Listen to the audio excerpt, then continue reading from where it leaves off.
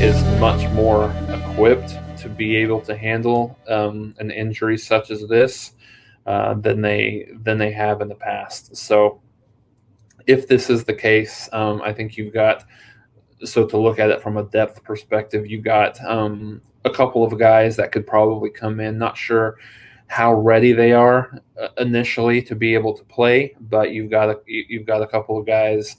Cody Jackson is a guy that was here in the spring. He's a freshman here in the spring. He's made a lot of big movement here as he's went to the fall camp. So I think he's a guy that might be able to play a little bit more. Obviously, to play a little, he'll have more of an opportunity now if this is actually what's happened. And then I think you also have another guy named Jalil Farouk, who's a 4-star commitment out of the Baltimore, Maryland area.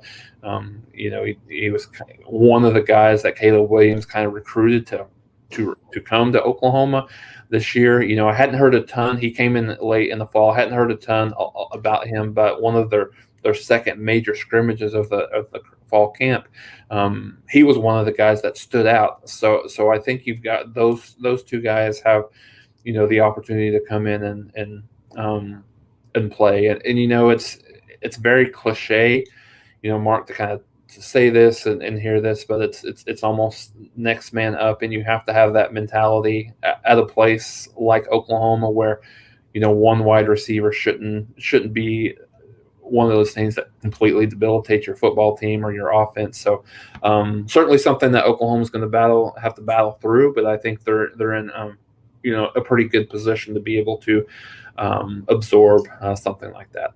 So what do you think the odds are there?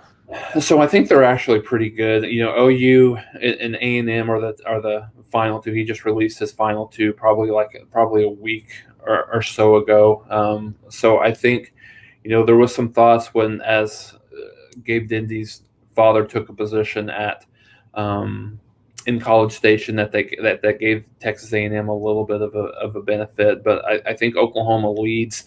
I don't think it's a substantial lead. I probably would give, at this point, I would probably say 65% Oklahoma, 35% A&M. So I think he's in the lead, and I think his family likes OU maybe a little bit better than A&M.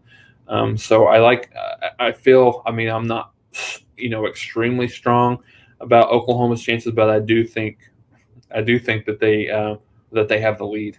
The opening weekend of the season has always been my favorite. I like there's so much uncertainty. You get a feeling for some of these teams, and when you get to the bowl season, obviously, in the the group of the New Year's Six bowls and then playoff games and those games. But the amount of football that we have that's just wall to wall from. This year from Wednesday, obviously just the one game tonight, but you have Wednesday, Thursday, Friday, Saturday, Sunday, Monday. It's always my favorite time of the year, just to watch football from sun up to sundown.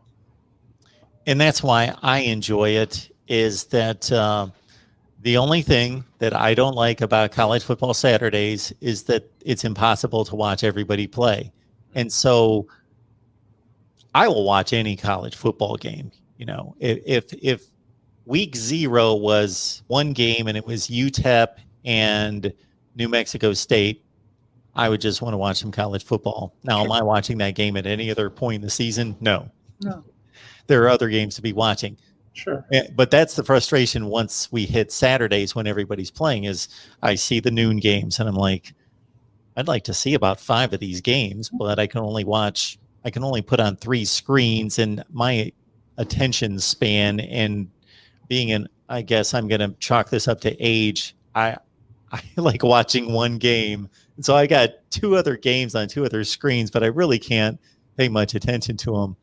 And so then my options may change depending on, of course, if my game of choice becomes a blowout, then other games become more attractive. But I do that every broadcast window where I'm like, man, there's like 5 or 6 games I really want to see, but I can only really watch one at a time, maybe 2 or 3. So that's my only complaint about college football, is the frustration of trying to watch everybody play at the same time. And that's what makes week 1 so nice, is because it's spread out. They take 2 really good games and put them on Sunday and Monday. And we do have more Thursday and Friday college football week to week than we did 10 years ago.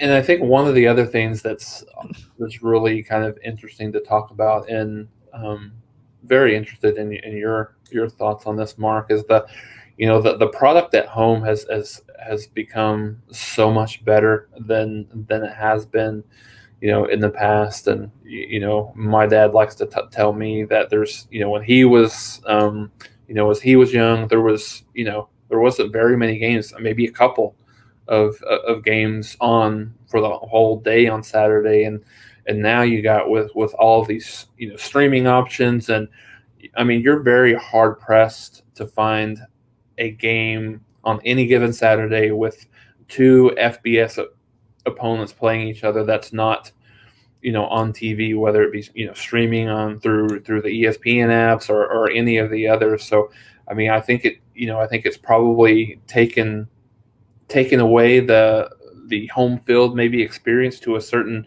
extent. When I was young,